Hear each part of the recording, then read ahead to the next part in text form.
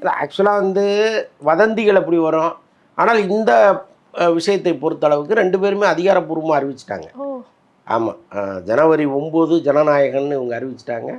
அவரு பொங்கலுக்கு வரும்னு சொல்லியிருக்காரு. பொங்கல்ங்கிறது அதுலேருந்து ஒரு 3 நாள் கழித்து பொங்கல் வருது. அப்போ ஒரு 3 நாள் கேப்பில் சிவகார்த்திகேயன் படம் வருது. பட் விஜய் படத்தோடு ஒரு படம் மோதுது அப்படின்னா, அது வந்து ஒன்று ரஜினி படமாக இருக்கணும், இல்லைனா அஜித் படமாக இருக்கணும். அதுதான் தாங்கும். வேறு யார் வந்தாலும் அங்கே வந்து நிற்க முடியாதுங்கிறது தான் திரையுலகத்தை பொறுத்தளவுக்கான ஒரு விஷயம்.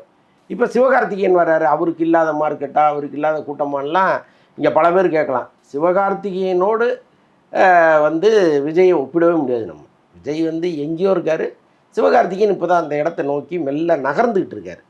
அப்போ அந்த ஒரே நாளில் ரிலீஸுங்கிறத சிவகார்த்திகேயன் அந்த முடிவை எடுத்திருக்கிறதுக்கு பெரும்பாலும் வாய்ப்பு இல்லை.